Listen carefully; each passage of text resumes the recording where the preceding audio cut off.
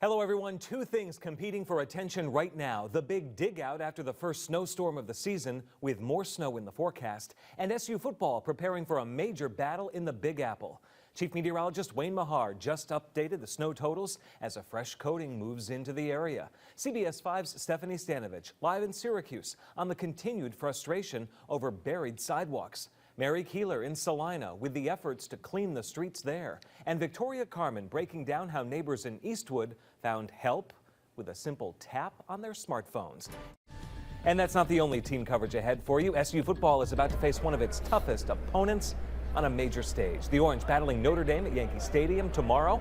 Sports director Nico Tamurian is in Manhattan right now, and Tommy Sladak live in downtown Syracuse with the local fans who are behind SU and the Fighting Irish. It seems apparent every first blast of winter gives drivers a tough time adjusting to newly snow-covered central New York roads. Today, the fresh coat of snow giving people a tough time all over central New York. The top left, that's Bear Road in Clay, covered with a slushy snow today. Plows were out in full force in Cortland as the snow continued to fall. There were some slick, icy spots in Syracuse's Sedgwick neighborhood as we see the school bus going by, and a thick coating of snow across roads in Fulton. And now that our first taste of winter has arrived in the greater Syracuse area, auto body shops are booking up fast with drivers looking to get snow tires put on their vehicles. We have team coverage right now. CBS 5's Tommy Sladak is with the live eye at Big 4 Tire in East Syracuse. Well, right now, CBS 5 is tracking lake snow that's about to take aim at the greater Syracuse area. Some spots seeing some snow coming down even at this hour, but it's really overnight when things are promised to really kick up. In the city of Syracuse, every year during the winter months, it's an issue. And now the city is putting new plans together to make sure long stretches of sidewalks are clear of snow this season. CBS 5's Stephanie Stanovich is with the live eye on James Street right now. This is CBS 5 News at 5 with Michael Benny. It was like an explosion. That's how loud it was. The car was completely rolled over and the other car was on fire. He saw it happen, says it sounded like an explosion. Breaking now, 3 people with deep ties to Onondaga Community College killed by a man who investigators say was drunk behind the wheel, who took off to hide at his mother's house after the crash. Hello everyone, the suspect is due in court to face very serious charges in about a half hour, and CBS 5 has team coverage of the devastating crash. Authorities say they used dogs to track the driver, who state police now identify as 30-year-old Anthony Saccone of Camillus. He faces charges of leaving the scene of a deadly crash and DWI.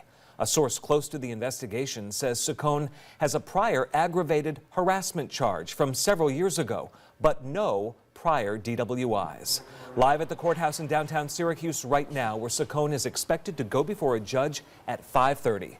That court appearance comes about 15 hours after the deadly crash in the town of Onondaga. And we have team coverage on the way for you. CBS 5's Victoria Carmen is on the court action, standing by for new information right now. Stephanie Stanovich live at the scene of the crash in Onondaga with how OCC is reeling from tragic loss.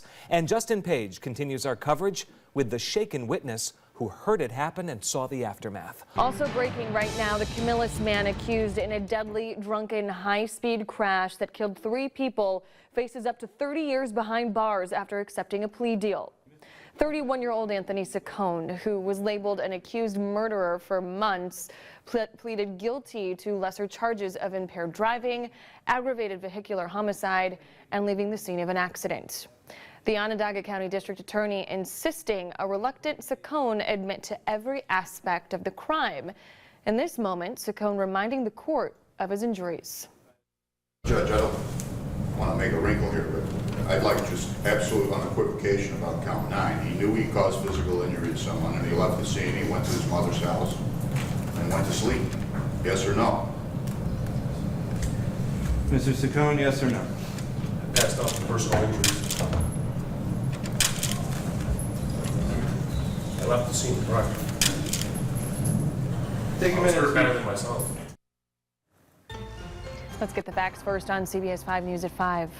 According to court documents obtained by CBS 5, Saccone started drinking around 7 p.m. on the night of February 22nd.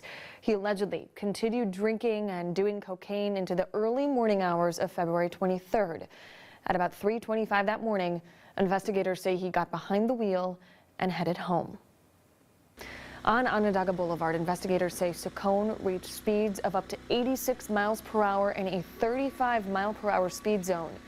That's when they say he crossed the center line, blew through a red light, slamming head on into another car. Authorities say he had a blood alcohol content of 0.18, more than twice the legal limit. The driver of the other car, 19-year-old Bailey Rose, and her two passengers, 18-year-old Michael Walker and 20-year-old Samra Osmanovic, were killed instantly in that crash. CBS 5's Dan Mestinio is with the Live Eye outside the Justice Center with more. I am profoundly sad and extremely angry. It is another senseless act of violence, gun violence, and it's the second child that we've lost to gun violence in the past week. I'm heartbroken to be here today for losing another kid in the Syracuse City School District and in the city of Syracuse to the nonsense and the violence that are taking place in our community.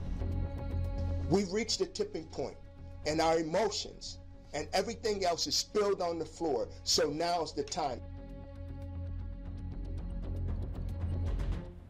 Hello everyone, breaking now. It's difficult to come up with words that have not already been said. A community fed up. Enough is enough. Community leaders say they're looking for solutions, and everything is on the table after a 12-year-old boy was shot to death. James Springer was taken to St. Joseph's Hospital in someone's private car after he was shot in the stomach at about 9:30 last night. He was then rushed to Upstate Hospital, where he died at about 3 o'clock in the morning. His family says there will be a vigil at the crime scene later tonight. Breaking now at the scene of the crime, police have not revealed any suspect information, although did say they are seeking tips on this case. We have extensive team coverage on the way here on CBS 5. Dan Mestinio has been in that neighborhood with people who say they're sick about what happened. Stephanie Stanovich, live at University Hospital. The potentially life-saving difference between driving to the hospital or calling 911 for an ambulance. Tommy Sladak at Grant Middle School, grieving the loss of a young student. And Kelly Curtin has the police chief's impassioned call for more help from the community on issues of crime. And coming up on CBS 5 News at 5:30, City Mayor Ben Walsh is live with me one-on-one to talk about this shooting and the recent spate of violence and this disturbing trend involving very young children. Stephanie, thank you. Our team coverage on this deadly shooting of a 12-year-old boy continues on CBS 5. At 5:30, the City Mayor Ben Walsh one-on-one to talk about what happened and where we go from here. At 6:05, the Syracuse police chief fired up why he says at least some of the responsibility lies on just more than the next person who's hired to lead the police department. And at 6:09, how the community at Grant Middle School on Syracuse's north side is handling the shocking and sudden death of a youngster. We're close on this. We've been told in the room to stand by. So here is what we will do. We will update you on what we know so far. Syracuse police have made an arrest in the shooting death of 12-year-old James Springer, who was shot Wednesday night at about 9:30 at John Street at Park Street on the north side. That's the police chief, Frank Fowler, who's about to get underway. I don't know how the suspect's dealing with it. I don't know how the suspect's dealing with it, but we're going to make sure that he deals with it, and he deals with it in volume. Breaking now, a power outage plunges downtown Syracuse into darkness. National Grid says a problem at a substation caused the lights to go out, mainly in the southern and eastern sections of downtown. Now the city is making plans for possible evacuations of those who are vulnerable and without heat. That decision, the mayor says, will come at 7:30 tonight. Hello, everyone. The number of customers impacted rose to 1,651 late this afternoon, a number that doesn't sound terribly impressive at first glance, but you have to consider how many of those buildings that house hundreds of workers or people who live in them. The Federal Building downtown, the Marriott Syracuse downtown, and the Civic Center, where the Onondaga County Executive works. Who happened to wander through Central New York, that we have this film tax credit, and to result in his coming here is tremendous for us. Sorry about that. The power Actually, still looks pretty good on my. Okay, all right. We just got As another long story, as it looks though. good Hey, for that you. much, Justin. Well, it's been flickering. Breaking live in downtown Syracuse right now. This is Adams and Salina Streets. The power went out at about noon today. National Grid had been estimating that 6:15 was the time that the utility was thinking it could fix the problem and get the lights back on. Let's get the facts first on CBS 5 News at 5. We'll zoom right to the problem area, which is actually several blocks from the impact zone. It's a National Grid substation on Temple Street, just south of downtown. Here's what we've just learned from National Grid. There was a fire at that Temple Street substation. It was some sort of malfunction that the company hasn't identified yet. We do know that the impact is substantial. A short while ago, the mayor of Syracuse told us she's considering evacuations, and that decision will come later tonight. In consultation with National Grid, that if there is no power on by 7:30. Things aren't getting better as we come on the air right now. We're live on the roads as the blast of winter persists. Central New York buried by this storm. Destiny USA just decided to close. Many areas warning drivers to just stay off the roads, and in some cases, there are driving bans. Hello, everyone. We begin with sad news on this. We've just learned the storm has been deadly in New Hampshire. A 16-year-old girl was killed in a crash after losing control of her car and hitting a tree in Guilford, New Hampshire. Here, there are no reports of anything that awful. CBS 5 team coverage on the way. Brett Hall along Route 31 in Cicero as drivers navigate this mess. Meteorologist Molly Matat in Tully. Justin Page at the Carrier Dome, where fans would have really struggled to get to tonight's game. And Mary Keeler is our eye on current highway conditions. But first, to the weather alert. The first half of this storm comes with snow so fine it caused a greasy, slow-going situation on every road and highway in central New York. And it's led some local governments to restrict travel in a way that is very rare. In some places, driving is outright banned. Let's get the facts first on CBS 5 News at 5 o'clock. Travel bans have been issued in Tompkins, Shenango, and Cortland counties. And in an hour, that will include Madison County. That means driving is restricted to emergency and essential personnel only.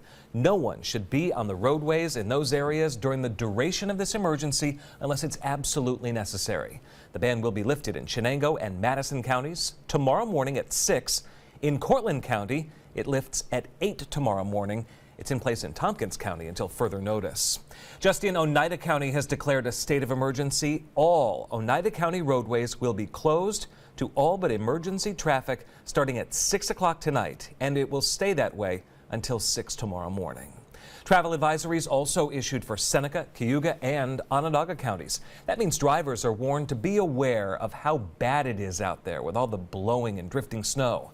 The advisory in Onondaga County has just now been extended to tomorrow afternoon at 5 o'clock. Hello, everyone. We've come to the Friday before Thanksgiving, and we know that means a lot of you are getting ready to travel for the upcoming holiday.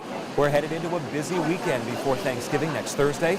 We're live overlooking Route 31 in Clay right now, and 690 through Syracuse. Many families will be hitting the roads over the next several days. We're also live along 81 right there in the center, right through the heart of downtown Syracuse, and at the Wegmans in DeWitt, which is sure to be a bit of a madhouse as people pick up the turkey and all the fixings from supermarkets all over central New York. To the Weather Authority forecast right off the top right now, and a two-family home on fire. You hear a female yelling for help. The porch collapsed on them, so they had to back out and find another way into the house. Got the front porch coming down to the Alpha Bravo corner. I've lived here for 53 years. I can't stop looking over there.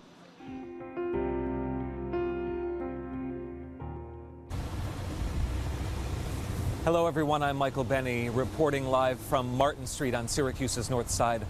Fire investigators and police have been here since just after 3 o'clock this morning, and their work persists even as we come on the air here at 5 o'clock. They are trying right now to answer the question that so many people have, but one family has in particular. What started this fire that killed 6 people, including 4 children? CBS 5's Alex Dunbar is back on James Street right now. He's in the CBS 5 studio to bring us new information, and I'll be back with you live here throughout the news here on Martin Street. Alex? CBS 5 News at 11 starts now.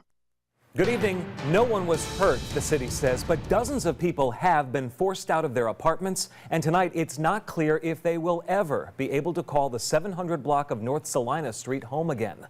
Breaking live at this hour, the bulk of the fire has been knocked down, but firefighters fully expect hot spots will rekindle in the overnight hours, and they plan to be on scene to deal with that. The fire chief says it was someone inside one of the buildings that called 911, reporting hearing a smoke alarm going off at about 2:30 this afternoon. Inside the historic buildings, fire crews say they were met with several obstacles. Some of the buildings are connected via the second floor. 4 of the 6 buildings on the 700 block of North Salina have major fire damage. The rooftops have collapsed in some areas, and floors inside have collapsed as well. We went in, tried to locate the fire. Those guys went up to the second floor. As they got to the third floor, the heat and the fire was so intense that the fire had such a head start that we had to retreat back. We have CBS 5 team coverage on the breaking news tonight. It's been 7.5 hours since the first call for help to 911. Syracuse firefighters have endured searing heat, incredible smoke, as a block fire on the north side becomes a citywide spectacle. What started in one building in the Little Italy neighborhood eventually spread to other nearby buildings. The smoke was seen for miles. This is video from a parking lot near the regional market. Firefighters knew they were dealing with a big problem right from the start. Copy. Go ahead and hit the fire on the roof line. Car 4 to car 2. We got the bulk of the surface fire knocked down here. We got to get somebody on that roof. Let's get the facts first on CBS 5 News at 11. The fire was first reported to authorities at 2:30 this afternoon on North Salina Street near East Division Street. A building in the 700 block of North Salina was on fire. The Red Cross rushed to the scene to help people who were forced out of apartments in as many as 7 buildings. AMR ambulance raced extra staff to the scene to assist any firefighters who may have had trouble in the heat and humidity. National Grid shut off power to the block, plunging neighbors on the opposite side of the street who were not evacuated into the dark as their apartments heated up tonight. Several times during the worst of the smoke, police and fire crews forced people who'd gathered to watch the fire back away from it. CBS 5's Tommy Sladak is with the Live Eye at the breaking scene tonight. CBS 5 breaking team coverage continues right now with Justin Page live at the fire scene. Justin. Stay with CBS 5 this morning for continuing coverage and new information on the breaking news overnight. Join Allison Bybee and meteorologist Molly Matat starting at 5 a.m.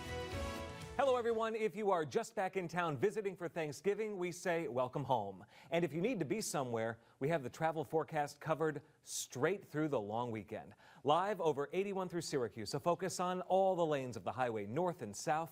We expect there will be some jam outs, particularly in the southbound lanes over the next hour ahead of tonight's SU game at the Dome. We're also live at Hancock Airport right now. More than 4 million people in this country will fly to their Thanksgiving destination. Airport officials here reminding all of us that things may get much busier than is typical, so do get to the airport early if you have a flight. So far, things moving smoothly. No delays or cancellations heading into the evening. And we have CBS 5 team coverage on the way. Meteorologist Mike Brookins just updated new snow totals as well as how cold it's going to get tomorrow. Tommy Sladak live in Weather Authority 1. He's tracking the real-time road conditions. Stephanie Stanovich along the thruway with changes to speed up your travels. And Dan Messinio live at the airport, the first big test of the new layout after the renovations. Let's get the facts first on CBS 5 News at 5 o'clock. We're live in Houston, Texas. Traffic is on the move there, although it is a bit slow going. Aerial footage showing a packed parking lot at the Denver International Airport in Colorado. In Los Angeles, bumper-to-bumper traffic at LAX. The roads around that giant airport are said to see more than 1 million cars over the next couple of days. And we're also live overlooking I-65 in Indianapolis. Drivers appear to be avoiding any major congestion out west right now. CBS 5's Tommy Sladak is in Weather Authority 1. He's tracking the real-time road conditions. Here, Tommy, where are you? Route 30 and 38. Continuing reports of a multi-vehicle motor vehicle accident. Unknown injury. It was a horrific scene. It was obviously a huge tragedy, but the cleanup and everything was very, very tough. I feel like my heart is sunken. It's in a place where I've never felt this type of pain before.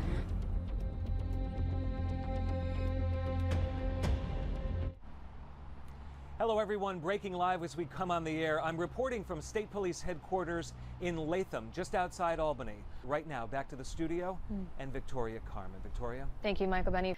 We have much more coming up on this limo tragedy. At 5:19, the impact on first responders who worked in a horrific scene. And at 5:35, we're learning more about some of the victims, including a SUNY Oswego professor. At 6:07, the families of other victims in the Rochester and Watertown areas open up about their losses. You're watching NBC3 News at 5. Good evening, everyone. I'm Megan Coleman. Matt is off tonight. It is the viral video, the big story tonight. 2 employees at a Syracuse Dunkin' Donuts suspended after video surfaced online of one of them dumping water on a homeless man sleeping inside the coffee shop. You want to sleep?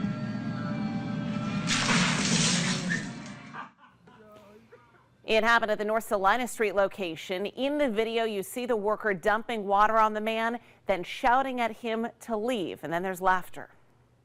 How many times I gotta tell you to stop sleeping in here? You here all day, you have enough time, and how many times the customers and the people gonna tell you to stop sleeping in here? No, it was no accident, bro. You know I'm not playing with you. I ain't gonna call the cops on you like I said. No, you're gonna get out of here.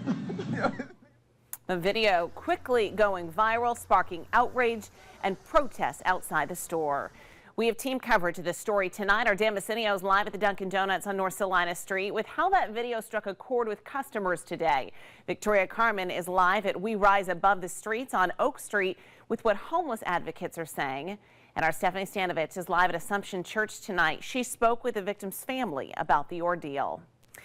She begins our live team coverage tonight with new information as we hear from that man's family. Stephanie, thank you. Our team coverage continues now with our Dan Messinio. He's live at the Dunkin' Donuts tonight. This is Today in Central New York on NBC3. 26 people are taken to the hospital after an early morning crash on 81 South in Nedrow. New information is breaking right now. It happened just south of Syracuse. That road is still shut down. A tour bus crashed into a tractor trailer. Brandon Roth has been at the scene all morning getting new information for us. He joins us live right now with the latest. Brandon? Well, guys, we're getting more information now on the condition of the bus driver of this Adirondack Trailways bus. Happening right now, America's favorite weatherman is making his way into history. The Today Show's Al Roker is trying to break the world record for the longest uninterrupted weather broadcast, and it's for a good cause, Pete. That's right, supporting the USO, and you can donate, and that's why Al's doing this. So it's amazing. He's trying to do this for 34 hours. 34 hours. That's a crazy long time to be on air. Let's check in with him and see how he's holding up. Al's joining us live from New York. It's Hoda Kotb, too. It's Hoda Kotb. Oh, Hoda Kotb. What's up, Hoda? In the window, and then she put her... And you're more than 8.5 hours in now, Al, and I'm sure when you think about the cause that this is going toward, it gives you that extra motivation. It really does. Yeah, look, what I do is basically silly kind of stuff. What our armed forces folks do is just, you can't pay it back. You're up to date, but we've been following breaking news on a house fire, and we've got new information, and Lisa Spitz on the scene. Lisa, what can you tell us?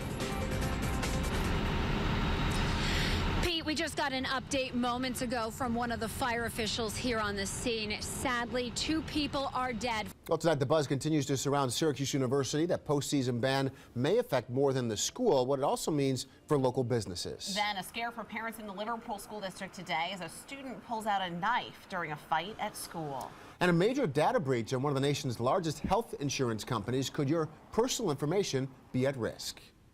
Well, the talk around town continues to be about the Syracuse University postseason ban for the men's basketball team. You saw it as breaking news here last night. The move comes amid an NCAA investigation. The university says it previously notified the NCAA of the ban as part of its pending case before the Committee on Infractions. Let's get right to Nico Tamurian. He joins us here in the studio with the latest on the fallout. Nico. Well, Matt and Megan, of course, the immediate fallout is for no postseason for this Orange team, which you mentioned. Expect some really exciting games here down the stretch. Once they get back home on Valentine's weekend, I'm sure the fans will be supporting in large numbers. numbers. No question, especially when you're playing Duke. Clearly. Thanks, Nico.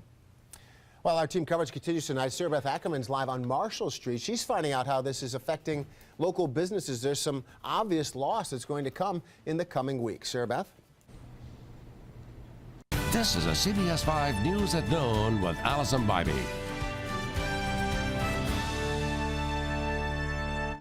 Breaking this noon, former Dr. Robert Newlander could walk out of the Justice Center jail at some point this afternoon. The judge who presided over his trial in 2015 just set new bail for the convicted wife killer who won a chance for a new trial thanks to a state appeals court. Newlander was sent to state prison after the jury convicted him of killing his wife Leslie in their DeWitt mansion back in 2012 and covering it up to make it appear like she fell in the shower. CBS 5's Michael Benny is with the Live Eye in downtown Syracuse right now. Michael, bring us up to date. Reporting live in downtown Syracuse, Michael Benny, CBS 5 News. Brandon, back to you. Thank you, Michael. Our team coverage continues now with CBS 5's Mary Keeler. She's with the Live Eye outside the Justice Center right now. Mary? Happening now, Ivanka Trump, President Trump's daughter and White House advisor, is here in central New York. Breaking live from the P-Tech School at the Institute of Technology in Syracuse. That's where she's joining Congressman John Katko for a roundtable discussion. So one of the things that I get very excited, and I know Representative Katko has been a major champion for learn while you earn, work-based experiences, vocational education, retraining, reskilling, and was a great advocate of Perkins CTE, which the House reauthorized. CBS 5's Tommy Sladek has more from Preble, where earlier today the first daughter joined Congresswoman Claudia Tenney for an event.